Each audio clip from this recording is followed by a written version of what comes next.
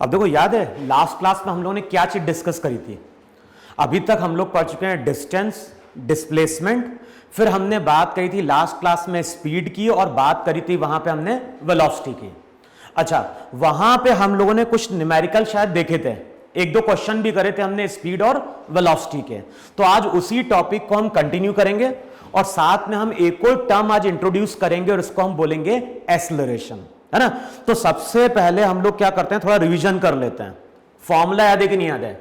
मैंने क्या बोला था वहां पे कि जो भी स्पीड है, स्पीड दो थी, लेकिन हम लोग मेनली किसकी बात करते हैं? हम लोग बात करते हैं एवरेज स्पीड की। और जो भी एवरेज स्पीड थी उसको हमने डिफाइन किया था डिस्टेंस। जो भी एवरेज स्पीड है उसको हमने डिफाइन किया था वहां पे डिस्टेंस अपॉन टोटल टाइम, है ना। और दूसरी टर्म हमने डिफाइन करी थी वेलोसिटी। वेलोसिटी भी दो थी, एक थी एवरेज, दूसरी इंस्टेंटेनियस। लेकिन अभी हम लोग बात करते हैं स्मॉलर क्लास में किसकी? एवरेज वेलोसिटी की। तो जो एवरेज वेलोसिटी होती है उसका फॉर्मूला मैंने लिखवाया था डिस्प्लेसमेंट अपॉन टाइम। स्पीड को हमने बोला था डिस्टेंस अपॉन टाइम, और डिस्प्लेसमेंट को हमने क्या बोला था? स्पीड को हमने बोला था डिस्टेंस अपॉन टाइम, और वेलोसिटी को हमने बोला था डिस्प्लेसमेंट अपॉन टाइम, है ना। अब आज कुछ क्वेश्चन सॉल्व करेंगे आगे, जहां पे हम स्पीड और वेलोसिटी के फॉर्मूले क्या करेंगे? यूज करेंगे। अब जैसे देखो, पहला क्वेश्चन लिखो। पहले क्वेश्चन में क्या बोल रहा हूं? पहले क्वेश्चन में बोल रहा हूं कि हमारे पास एक पार्टिकल है, या हमारे पास एक पर्सन है, और ये पर्सन क्या होता है? ए पॉइंट से चलना स्टार्ट करता है और कहां जा रहा है? बी की ओर। तो हमारे पास एक पर्सन है ए, एक पर्सन है ए पे, और ये पर्सन चलना स्टार्ट करता है और कुछ टाइम बाद चल के ये पहुंचता है बी पॉइंट पे।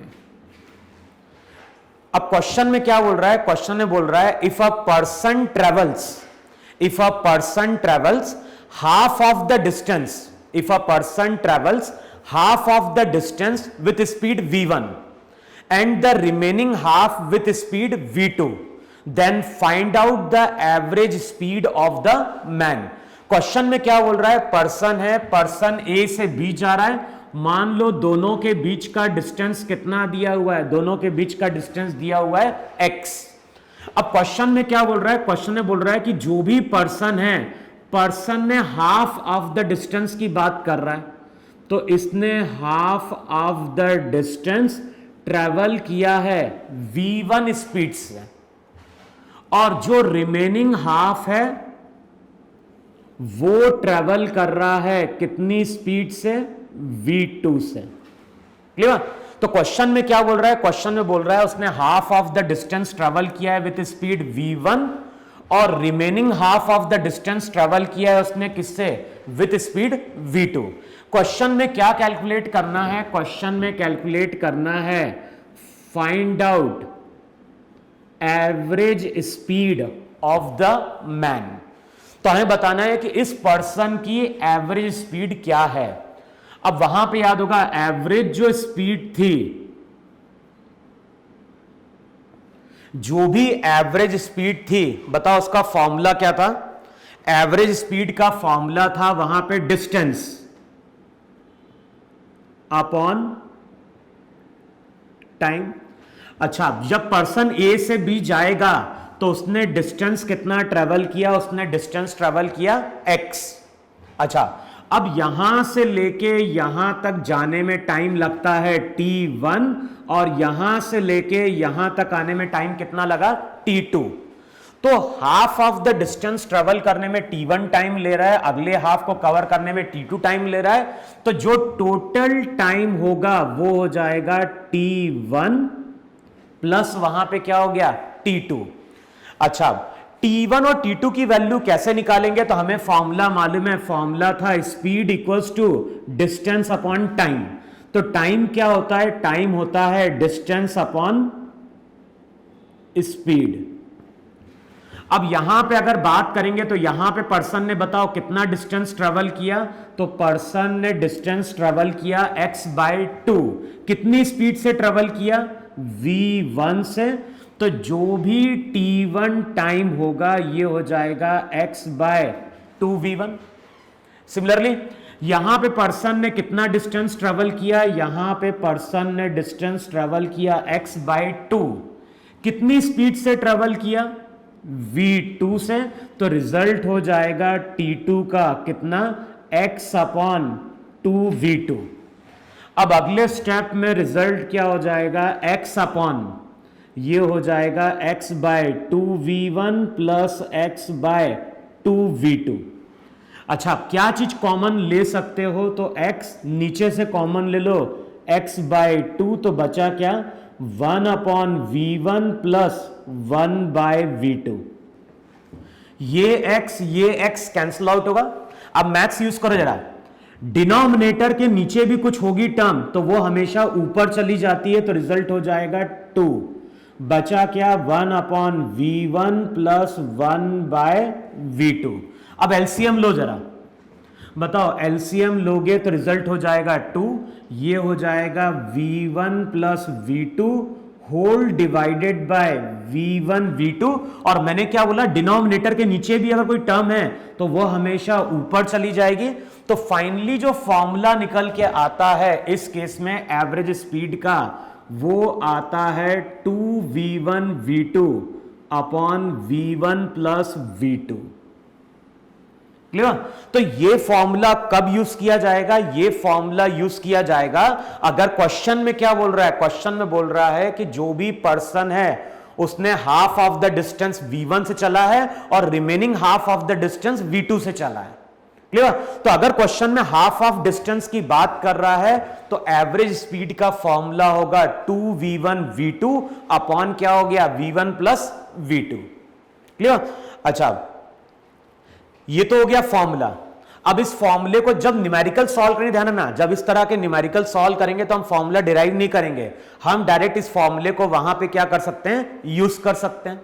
अब देखो इसको हम अप्लाई कैसे करते हैं। मान लो क्वेश्चन में ऐसा बोल रहा है कि यहां पे हमारे पास एक पर्सन है जिसने half of the distance travel किया है 20 मीटर पर सेकेंड से। हमारे पास एक पर्सन है, पर्सन ने half of the distance travel किया है 20 मीटर पर सेकेंड से, और जो दूसरा हाफ है वो ट्रेवल कर रहा है 54 किलोमीटर पर आवर से। क्लियर। क्वेश्चन में क्या बोल रहा है, क्वेश्चन में बोल रहा है कि a person travels half of the distance with speed 20 metre per second and the remaining half of the distance distance with speed 54 kilometre per hour. अब कैलकुलेट क्या करना है, एवरेज स्पीड। और मैंने क्या लिखवाया था, एसआई सिस्टम में या एमके सिस्टम में जब भी हम न्यूमेरिकल सॉल्व करते हैं तो स्पीड को हमेशा हम लेते हैं मीटर पर सेकेंड में। तो रिलेशन याद होगा वहां पे कि किलोमीटर पर आवर में अगर हमारे पास स्पीड है और उसको हमें कन्वर्ट करना है मीटर पर सेकेंड में, तो हम वहां पे 5/18 से मल्टीप्लाई करते हैं। देखो है कि नहीं है वहां पे। तो अब क्या करो, यहां पे जो 54 है उसको मल्टीप्लाई करो 5/18 से, तो रिजल्ट आ गया 15 मीटर पर सेकेंड। तो जो भी पर्सन है, पर्सन की दोनों स्पीड आ गई मीटर पर सेकेंड में। अब इस फॉर्मूले को अप्लाई करोगे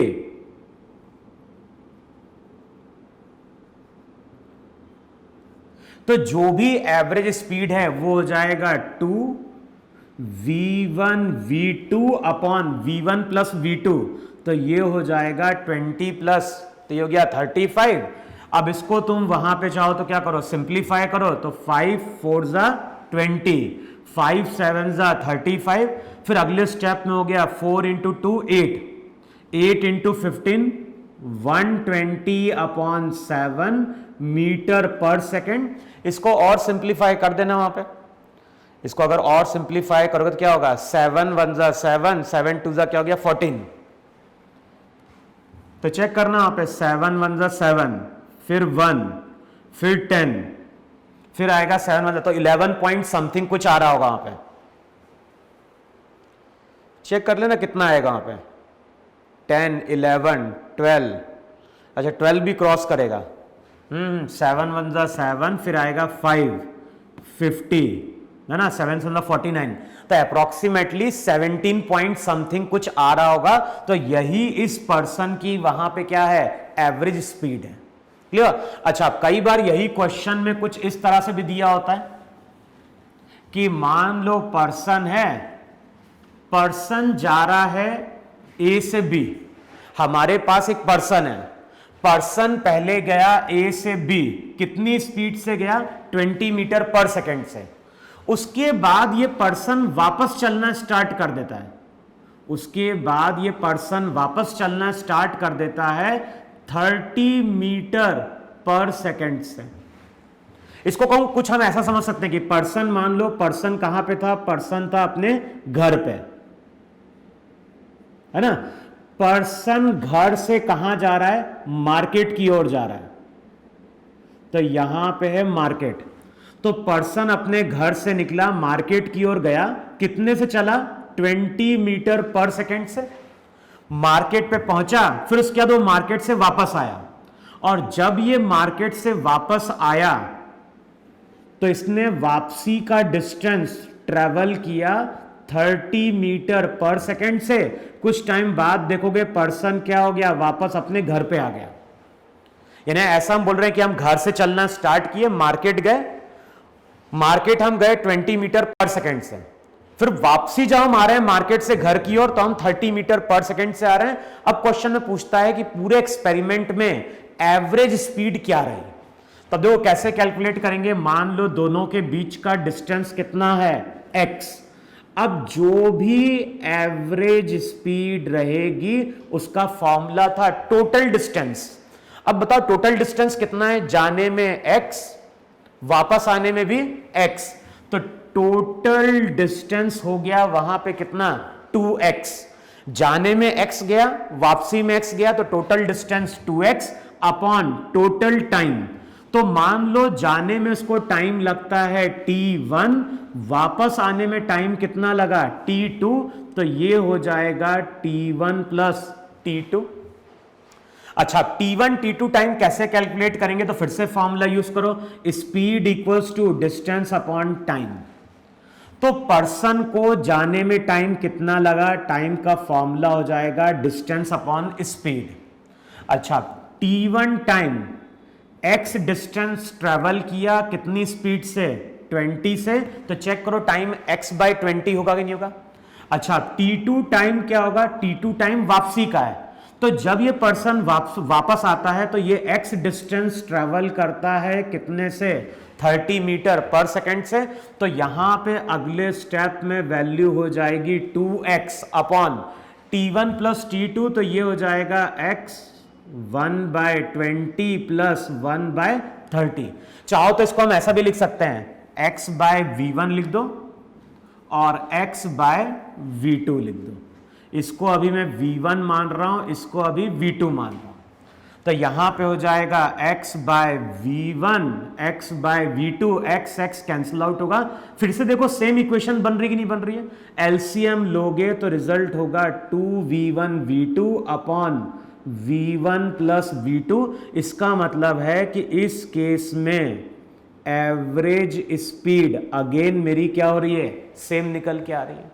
तो जो भी एवरेज स्पीड है उसका फॉर्मूला हो गया 2v1 v2 upon v1 plus v2। अब क्या होगा आंसर, वहां पे आंसर अगर देखोगे तो 2v1 कितना 20, v2 30 upon v1 plus v2, v1 plus v2 वहां पे क्या हो गया 50।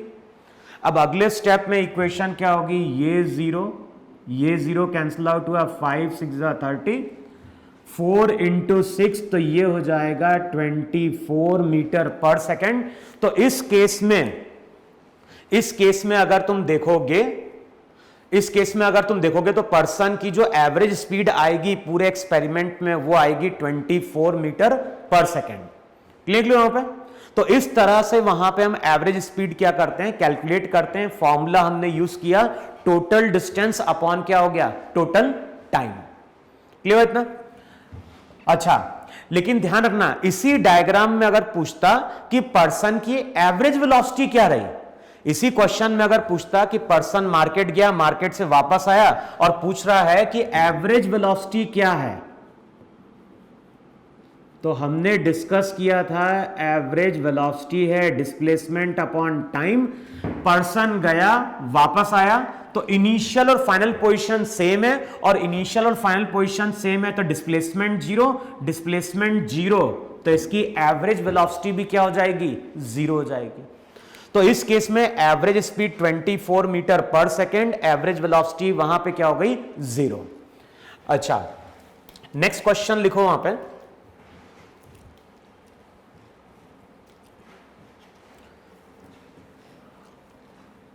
अब देखो जो नेक्स्ट क्वेश्चन है, नेक्स्ट क्वेश्चन में क्या बोल रहा है, नेक्स्ट क्वेश्चन में बोल रहा है कि हमारे पास एक पर्सन है। पर्सन कहां पे है, पर्सन है अभी ए पॉइंट पे। पर्सन चलना स्टार्ट कर रहा है और ये पहुंच रहा है बी पॉइंट पे। तो पर्सन ए पॉइंट से चलना स्टार्ट करता है, कहां तक जा रहा है, बी तक जा रहा है। तो इसने डिस्टेंस कितना ट्रेवल किया, इसने डिस्टेंस ट्रेवल किया एक्स। तो पर्सन है कहां पे, पर्सन है ए पे, जा कहां रहा है, बी पे, डिस्टेंस कितना ट्रेवल किया, एक्स। अब क्वेश्चन में क्या बोल रहा है, क्वेश्चन में बोल रहा है कि अगर मान लो पर्सन को ए से लेके बी तक जाने में अगर टोटल टाइम कितना लग रहा है, टी लग रहा है। पर्सन को ए से लेके बी तक जाने में मान लो टोटल टाइम कितना लग रहा है, टी लग रहा है। तो क्वेश्चन में क्या बोल रहा है, क्वेश्चन में बोल रहा है कि पर्सन ने v1 स्पीड से, पर्सन v1 स्पीड से चला है हाफ ऑफ द टाइम, और remaining half of the time वो चलता है विथ स्पीड v2 से। अभी क्या था, हाफ ऑफ द डिस्टेंस चला था v1 से और रिमेनिंग हाफ चला था v2 से। अब क्वेश्चन में क्या बोल रहा है, क्वेश्चन में बोल रहा है a person moves from point A to point B, a person moves from point A to point B in such a way that it covers that it travels with speed v1 for half of the time and with speed v2 for the remaining half of the time. Calculate the average speed in this experiment. तो बताना है कि इस experiment में या इस problem में person की एवरेज स्पीड क्या रही। तो हमें मालूम है एवरेज स्पीड का मतलब क्या हो गया, टोटल डिस्टेंस अपॉन हो गया टोटल टाइम। तो इसने डिस्टेंस कितना ट्रेवल किया, x, कितने टाइम में, t टाइम में। लेकिन ये जो x डिस्टेंस, अब इसको हम कैसे रिलेट करें। तो देखो मान लो यहां पे कि पर्सन v1 स्पीड से चल रहा है, कितने टाइम के लिए, t/2 टाइम के लिए। तो पर्सन अगर v1 स्पीड से चलता है t/2 टाइम के लिए, तो इसमें उसने डिस्टेंस कितना ट्रेवल किया, x1। जब पर्सन यहां से यहां जाता है v2 स्पीड से t/2 टाइम के लिए, तो डिस्टेंस कितना ट्रेवल किया, डिस्टेंस ट्रेवल किया उसने x2। तो x1 डिस्टेंस उसने ट्रेवल किया है v1 स्पीड से t/2 टाइम तक, और x2 डिस्टेंस ट्रेवल किया है v2 स्पीड से कितने टाइम के लिए, t/2 तक। अब फॉर्मूला हमें मालूम है speed equals to distance upon time. तो डिस्टेंस क्या हो जाएगा, डिस्टेंस हो जाएगा स्पीड इनटू टाइम। तो यहां पे x1 डिस्टेंस कितना होगा, तो x1 डिस्टेंस के लिए स्पीड v1, टाइम कितना लिया, t/2। यहां पे अगर जाओगे तो x2 डिस्टेंस ट्रेवल किया, स्पीड कितनी, v2, टाइम कितना, t/2। अब चेक करो ये x1 और x2 की वैल्यू है कि नहीं है। और इस डायग्राम को देख के क्लियर हो रहा है कि x1 प्लस x2 यही हमारा टोटल डिस्टेंस x है कि नहीं है। तो अगले स्टेप में x को लिखो x1 plus x2 divided by t। x1 की जगह क्या लिखोगे, v1 t divided by 2, x2 की जगह v2t divided by 2 whole divided by t। अब क्या होगा, ये t कैंसिल आउट होगा, जो भी डिनोमिनेटर में है वो नीचे आ जाएगा, तो रिजल्ट हो जाएगा v1 प्लस v2 बाय 2। तो अब जो पर्सन की एवरेज स्पीड आएगी, अब जो पर्सन की एवरेज स्पीड आएगी वो यहां पे आएगी v1 plus v2 divided by क्या हो गया 2। क्लियर यहां पे। तो इस केस में पर्सन की जो एवरेज स्पीड आ रही है वो आ रही है v1 plus v2 divided by 2। इससे पहले रिजल्ट आया था twice of v1 v2 upon v1 plus v2। तो वो फॉर्मूला कब एप्लीकेबल है, वो फॉर्मूला एप्लीकेबल है जब क्वेश्चन में बोल रहा है हाफ ऑफ द डिस्टेंस और अगला हाफ ऑफ द डिस्टेंस। लेकिन अगर बात कर रहा है half of the time and the remaining half of the time, तो उस केस में फॉर्मूला होगा v1 plus v2 divided by 2। Clear. तो इस तरह से वहां पे हम एवरेज स्पीड और एवरेज वेलोसिटी के न्यूमेरिकल क्या करते हैं, सॉल्व करते हैं।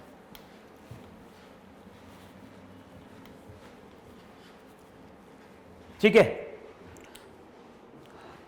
अब कई बार जब हम क्वेश्चन सॉल्व करते हैं ना, तो वहां पे हम वर्ड यूज करते हैं यूनिफॉर्म वेलोसिटी।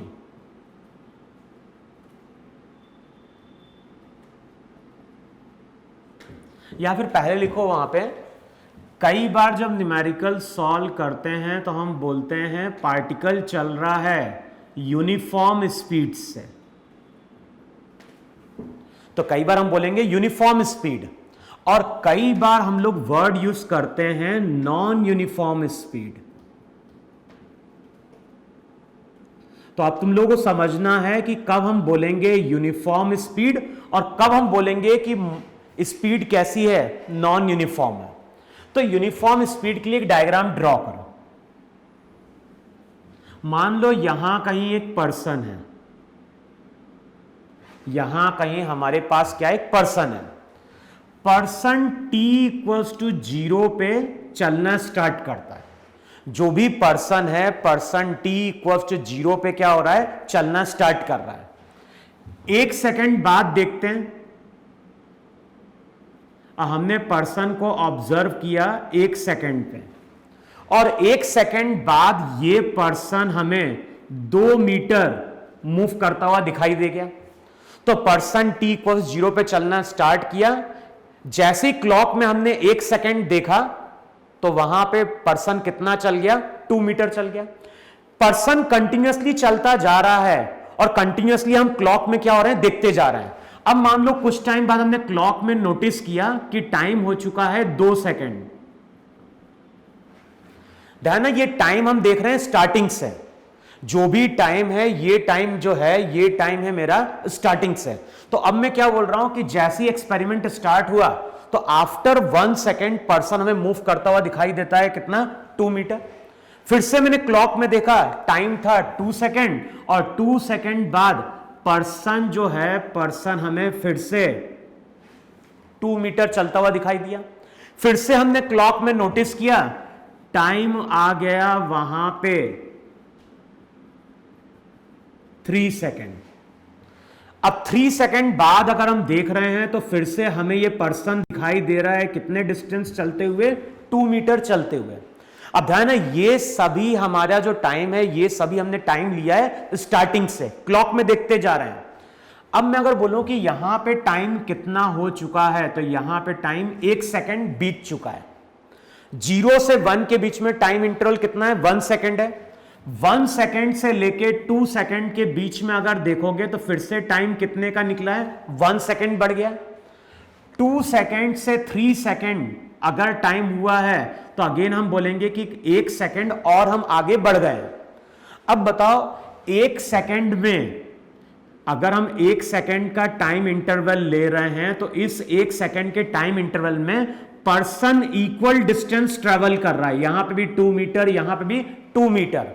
अगर कभी कोई पर्सन या कोई पार्टिकल है जो कि क्या कर रहा है, इक्वल डिस्टेंस ट्रेवल कर रहा है, यहां पे प्रॉपर्टी क्या है, equal distance in equal time, equal distance in same time interval.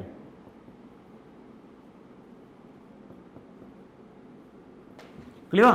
तो हम कब बोलेंगे कि स्पीड हमारी यूनिफॉर्म है? तो स्पीड हम यूनिफॉर्म तभी बोलेंगे जबकि इक्वल टाइम इंटरवल में, इक्वल टाइम इंटरवल में पर्सन इक्वल डिस्टेंस क्या कर रहा है? ट्रेवल कर रहा है।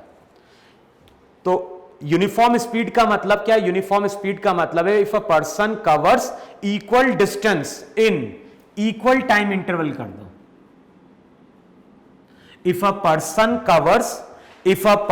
Covers equal distance, if a person covers equal distance in equal time interval, तो हम बोलेंगे पर्सन की स्पीड कैसी है? यूनिफॉर्म है। लेकिन अगर मान लो यही पर्सन चल रहा है t इक्वल्स टू 0 पे, यहां कहीं था, अगले एक सेकंड में ये पर्सन चलता है 2 मीटर। फिर से हम क्लॉक में देखते हैं, 1 सेकंड बीत जाता है, और जैसे ही 1 सेकंड बीतता है तो ये पर्सन हमें दिखाई देता है 6 मीटर पे। फिर क्लॉक में फिर से 1 सेकंड का टाइम निकल गया, फिर से हमने पर्सन को देखा और ये पर्सन अब हमें दिखाई दे रहा है कितने पे? 8 मीटर पे। समझ में? पहला जो 1 सेकंड था उसमें पर्सन चला 2 मीटर, फिर अगला 1 सेकंड जो आया उसमें पर्सन चला 6 मीटर, फिर अगला 1 सेकंड जो आया उसमें पर्सन चला कितना? 8 मीटर। तो इसमें हो क्या रहा है? इसमें जो भी पर्सन है वो इक्वल डिस्टेंस कवर नहीं कर रहा है इन इक्वल टाइम इंटरवल। अगर पर्सन इक्वल डिस्टेंस कवर करता है इक्वल टाइम इंटरवल में, तो हम बोलेंगे पर्सन की स्पीड क्या है? यूनिफॉर्म है। लेकिन अगर पर्सन इक्वल डिस्टेंस कवर नहीं कर रहा है इक्वल टाइम इंटरवल में, तो हम बोलेंगे पर्सन की स्पीड वहां पे क्या है? नॉन यूनिफॉर्म है। क्लियर वहां पे? तो अगर हम बात कर रहे हैं यूनिफॉर्म स्पीड की या फिर नॉन यूनिफॉर्म स्पीड की, तो उसको हम किससे रिलेट करेंगे? डिस्टेंस से। इक्वल डिस्टेंस ट्रेवल करेगा इक्वल टाइम इंटरवल में, तो हम बोलेंगे स्पीड यूनिफॉर्म है। लेकिन इक्वल डिस्टेंस नहीं ट्रेवल कर रहा है इक्वल टाइम इंटरवल में, तो हम बोलेंगे उसकी स्पीड क्या है? नॉन यूनिफॉर्म है।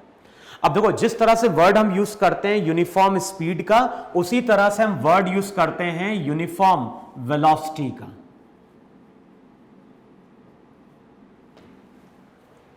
तो एक होती है यूनिफॉर्म वेलोसिटी और दूसरी होती है नॉन यूनिफॉर्म वेलोसिटी। अब केवल देखो डिफरेंस क्या है। स्पीड में कभी भी हम डायरेक्शन की बात नहीं करते हैं, लेकिन अगर हम वेलोसिटी की बात कर रहे हैं तो वहां पे याद है, वहां पे हम बात करते हैं किसकी? मैग्नीट्यूड की भी, और साथ में हम बात करते हैं किसकी? डायरेक्शन की भी। क्लियर? तो अगर हम बोल रहे हैं वेलोसिटी यूनिफॉर्म है, अब मैं स्पीड की नहीं बात कर रहा हूं, मैं बात कर रहा हूं वेलोसिटी की, तो वेलोसिटी के लिए ध्यान रखना है, अगर मैग्नीट्यूड और डायरेक्शन, ना तो मैग्नीट्यूड चेंज होना चाहिए ना ही डायरेक्शन चेंज होना चाहिए, अगर ऐसा होगा तो हम बोलेंगे वेलोसिटी हमारी कैसी है? यूनिफॉर्म है। लेकिन इनमें से अगर कोई भी एक चीज चेंज हो गई, मैग्नीट्यूड चेंज हो जाए, डायरेक्शन चेंज हो जाए, तो हम बोलेंगे वेलोसिटी हमारी कैसी है? नॉन यूनिफॉर्म है। तो मैं दोनों का एग्जांपल लूंगा। अब सबसे पहला फर्स्ट डायग्राम देखो। इस केस में ध्यान रखना, पर्सन स्ट्रेट लाइन के अलोंग चल रहा है, और ये हमने डिस्कस किया था कि पर्सन अगर स्ट्रेट लाइन के अलोंग चलता है तो डिस्टेंस और डिस्प्लेसमेंट हमेशा सेम होते हैं। डिस्प्लेसमेंट हमेशा हम लेते हैं इनिशियल टू फाइनल, तो ये इनिशियल है, अभी ये फाइनल है, तो ये डिस्प्लेसमेंट हुआ। फिर जब हम 1 से 2 के बीच में जाएंगे तो ये पर्सन की इनिशियल पोजीशन होगी, ये फाइनल पोजीशन होगी, तो फिर डिस्प्लेसमेंट राइट की ओर होगा। फिर जब हम 2 सेकंड से 3 सेकंड के बीच में देखेंगे तो ये इनिशियल पोजीशन, ये फाइनल पोजीशन, डिस्प्लेसमेंट अगेन कहां हो रहा है? राइट की ओर हो रहा है। अब देखो डिस्प्लेसमेंट कितना हो रहा है, तो 1 सेकंड में अगर देखोगे तो डिस्प्लेसमेंट हमेशा 2 मीटर है। तो मैग्नीट्यूड, मैंने क्या बोला, या तो मैग्नीट्यूड चेंज हो या फिर डायरेक्शन चेंज हो। अगर अगर इनमें से कोई भी चीज चेंज नहीं हो रही है तो हम बोलेंगे वेलोसिटी मेरी कैसी है, यूनिफॉर्म है। अब अभी हमारे लिए यूनिफॉर्म वेलोसिटी का मतलब क्या है? अभी हमारे लिए यूनिफॉर्म वेलोसिटी का मतलब है if a person covers equal distance था, यहां पे हो जाएगा इक्वल डिस्प्लेसमेंट,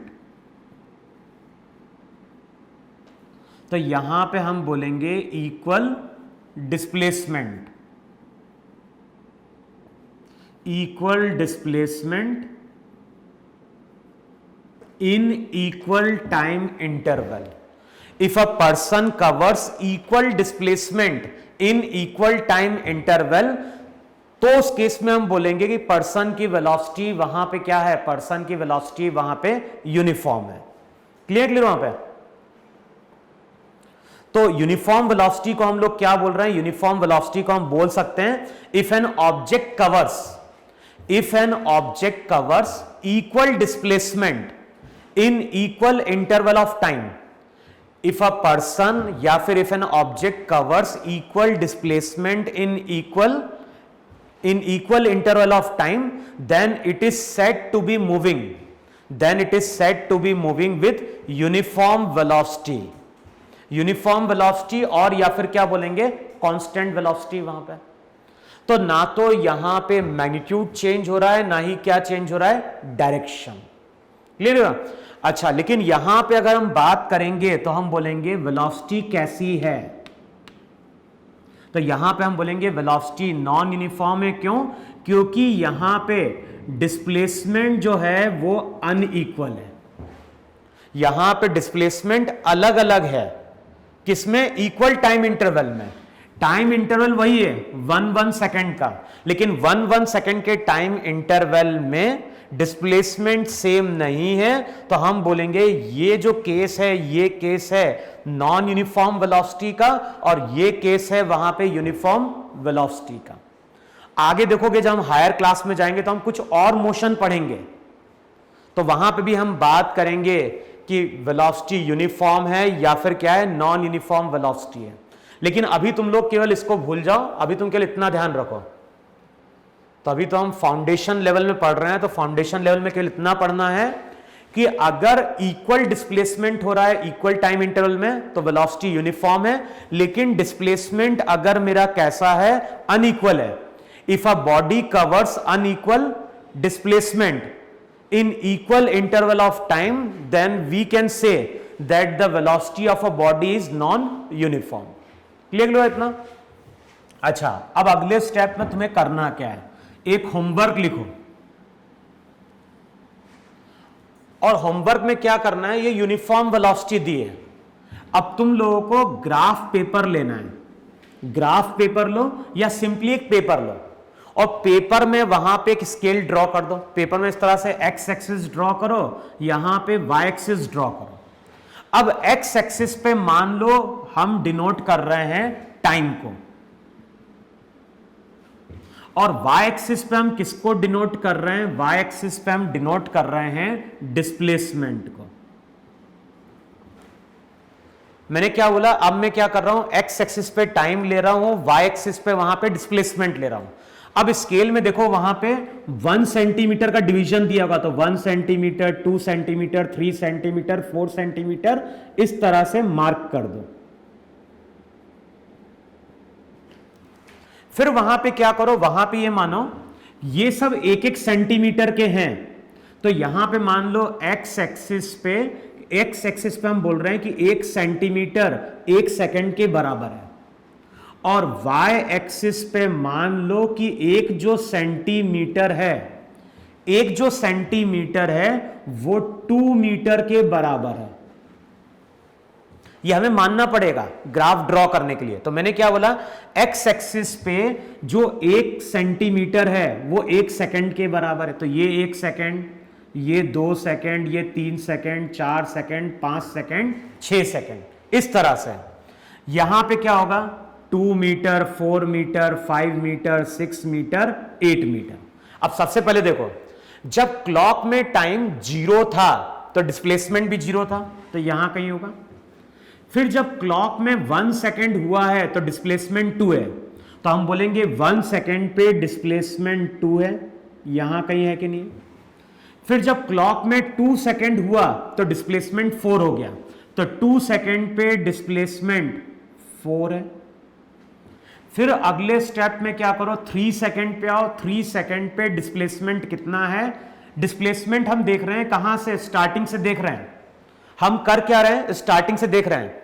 1 सेकेंड पे डिस्प्लेसमेंट 2 था, 2 सेकेंड पे 4 था, 3 सेकेंड पे क्या हो गया? 6, तो 3 पे 6। अब मैंने क्या बोला, ये तुम्हें होमवर्क है। हम लोग कर क्या रहे हैं? डिस्प्लेसमेंट और टाइम, इनके बीच का ग्राफ लोकेट कर रहे हैं, इनके बीच का ग्राफ ड्रॉ कर रहे हैं, और यहां पे इन सभी पॉइंट को ज्वाइन करोगे तो करके देखना ये एक स्ट्रेट लाइन आता है। तो अगर हम लोग क्या बोलते हैं कि y एक्सिस पे डिस्प्लेसमेंट है, x एक्सिस पे टाइम है, तो in case of uniform velocity, in case of uniform velocity displacement time graph will be a straight line. Clear? तो यहां पे मैं क्या डिफाइन कर रहा हूं? यहां पे मैं डिफाइन कर रहा हूं कि डिस्प्लेसमेंट और टाइम के बीच का, अगर हम डिस्प्लेसमेंट और टाइम के बीच का ग्राफ प्लॉट करते हैं, अगर हम डिस्प्लेसमेंट टाइम के बीच का ग्राफ प्लॉट करेंगे तो ये ग्राफ मेरा वहां पे कैसा निकल के आएगा? स्ट्रेट लाइन निकल के आएगा। लिख लो यहां पे। लेकिन अगर वेलोसिटी मेरी वहां पे क्या है? वेलोसिटी अगर मेरी वहां पे नॉन यूनिफॉर्म है, अगर वेलोसिटी वहां पे नॉन यूनिफॉर्म होगी तो डिस्प्लेसमेंट टाइम का ग्राफ वहां पे स्ट्रेट लाइन नहीं होगा। तो अगली जो क्लास आएगी हमारी वहां पे, तो वहां पे मैं तुम लोगों से ये डिस्प्लेसमेंट और टाइम के बीच का क्या होगा? ग्राफ प्लॉट करवाऊंगा। क्लियर? तो एक बार इसको प्लॉट करके देख लो। अगली जो क्लास होगी उसमें हम इसका ग्राफ वहां पे क्या करेंगे? प्लॉट करेंगे। अच्छा,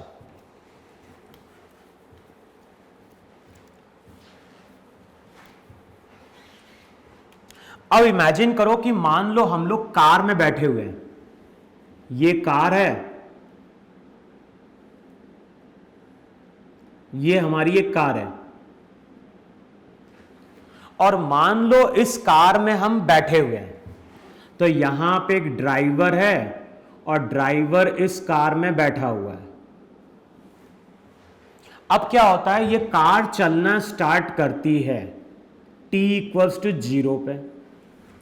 अब जैसे t इक्वल 0 पे कार चलना स्टार्ट करती है तो कार की स्पीड अभी क्या थी? 0 थी। t इक्वल 0 पे जैसे ही कार चलना स्टार्ट करी, कार की स्पीड या फिर वेलोसिटी बोल सकते हैं, तो कार की वेलोसिटी अभी क्या थी? 0 थी।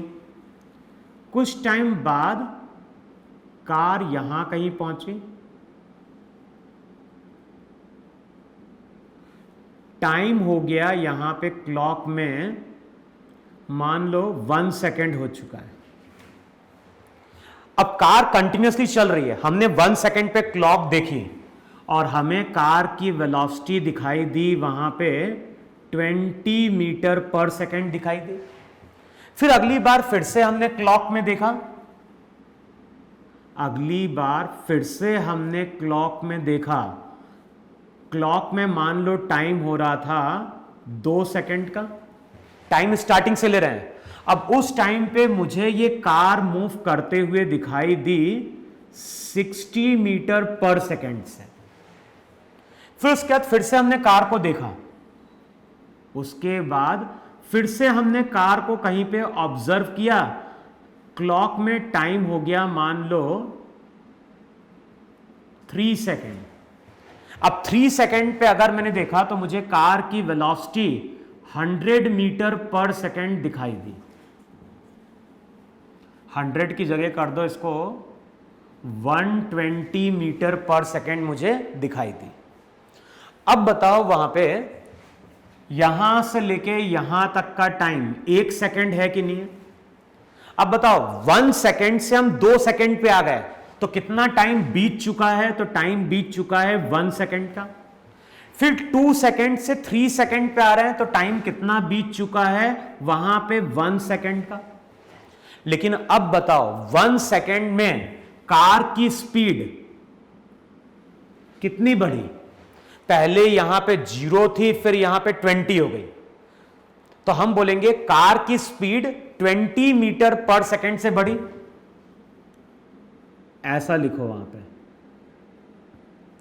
इंक्रीज इन स्पीड, ये बोलोगे 20 मीटर पर सेकेंड। वेलोसिटी बोल सकते हो, इंक्रीज इन स्पीड बोलो या फिर इंक्रीज इन वेलोसिटी बोलो वहां पे। अच्छा, अब यहां पे अगर देखोगे तो बताओ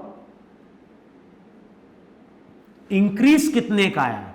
यहां पे अगर देखोगे तो इंक्रीज, अब ध्यान 20 से 60 गए, तो यहां पे इंक्रीज आया 40 मीटर पर सेकेंड का। अच्छा, यहां पे अगर मैं 1 सेकेंड की बात कर रहा हूं तो 60 से 120, तो यहां पे जो इंक्रीज आया वो कितने का आया, वो आया 60 मीटर पर सेकेंड का वहां पे। तो अब तुम क्या बोलोगे, अब तुम बोलोगे पहले 1 सेकेंड में कार की स्पीड 20 से बढ़ी, फिर अगले 1 सेकेंड में कार की स्पीड 40 से बढ़ गई, फिर अगले 1 सेकेंड में कार की स्पीड क्या हो गई, 60 से 120 हुई, लेकिन कितने की इंक्रीज हुई, इंक्रीज हुई 60 की। और ऐसा कब होता है, ऐसा होता है कि जैसे ही हम कार स्टार्ट करते हैं, कार स्टार्ट करो या कोई टू व्हीलर स्टार्ट करो और उसके एक्सीलेटर में पैर रखो, तो जैसे ही हम एक्सीलेटर के ऊपर पैर रखते हैं तो उसकी स्पीड क्या होती है, बढ़ते जा रही है। जो भी हम कार को स्टार्ट कर रहे हैं, कार के एक्सीलेटर पे हमने पैर रखा है, जैसे ही हम एक्सीलेटर पे पुश करेंगे कार की स्पीड बढ़ेगी।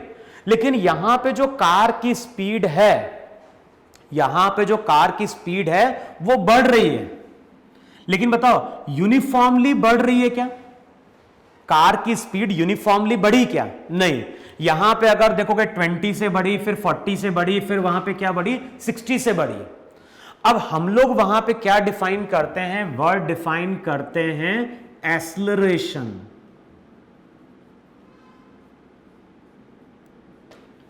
और एक्सेलरेशन की हम बात कब करते हैं, एक्सेलरेशन की बात करते हैं whenever there is change in velocity, whenever there is change in velocity of a body। अगर किसी बॉडी की वेलोसिटी में चेंज आ रहा है तो हम बात करेंगे एक्सेलरेशन की। मान लो अगर मैं तुमसे बोलता हूं कि मेरे पास एक कार है, t इक्वल्स टू 0 पे ये कार चलना स्टार्ट करती है 20 मीटर पर सेकेंड से, और ये कार कंटिन्यूअसली चल रही है 20 मीटर पर सेकेंड से ही। किसी भी टाइम पे हम देख रहे हैं ये कार हमें 20 मीटर पर सेकेंड से ही मूव करते हुए चलती हुई दिखाई दे रही है। तो अगर स्पीड में कोई चेंज नहीं आ रहा है, अगर स्पीड में कोई चेंज नहीं आया है, तो हम बोलेंगे यहां पे एक्सेलरेशन क्या है, 0 है।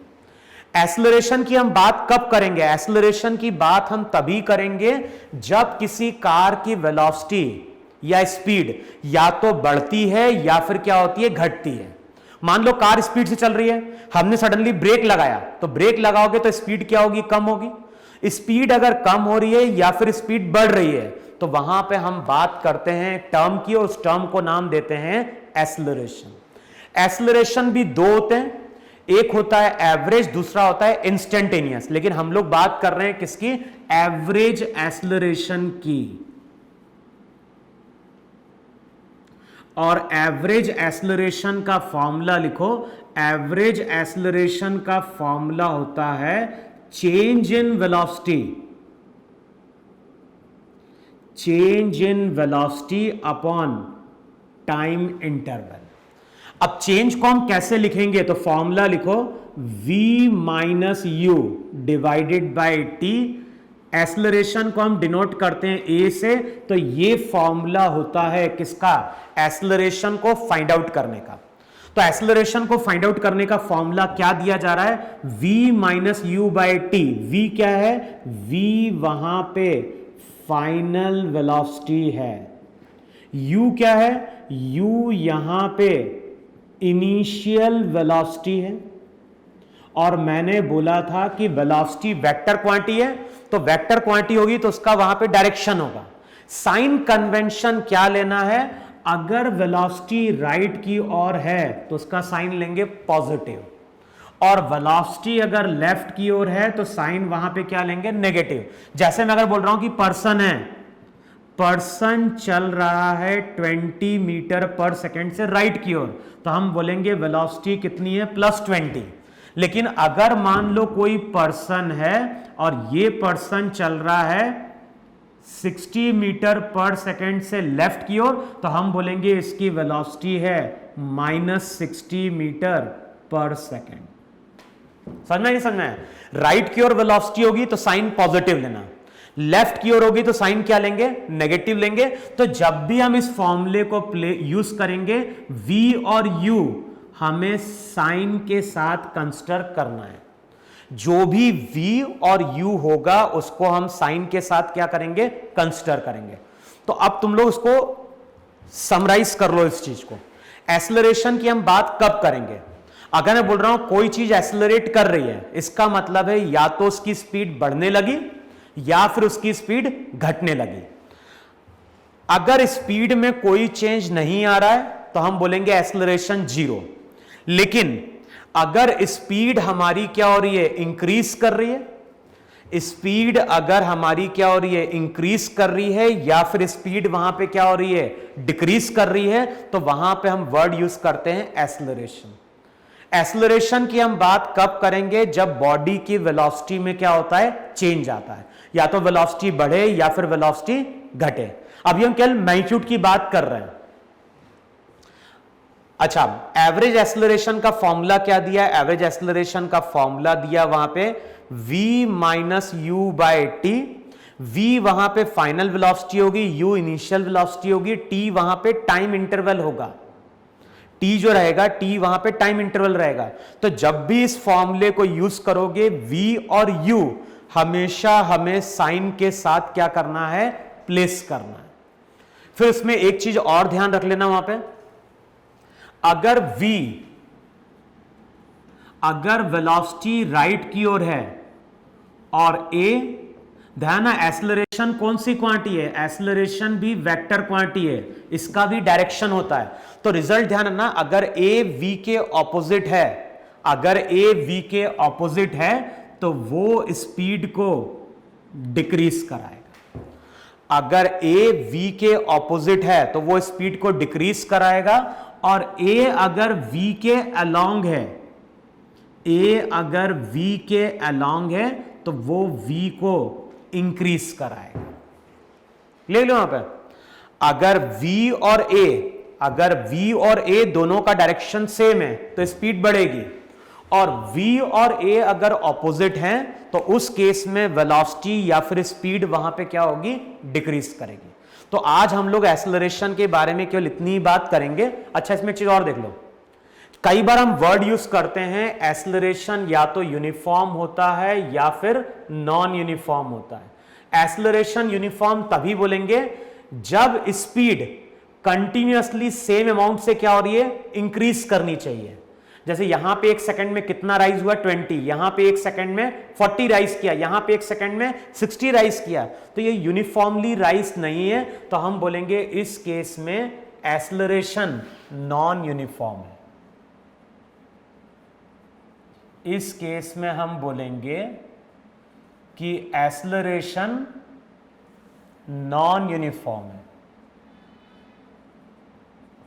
क्लियर? जो एक्सेलरेशन है, एक्सेलरेशन मेरा यहां पे नॉन यूनिफॉर्म है।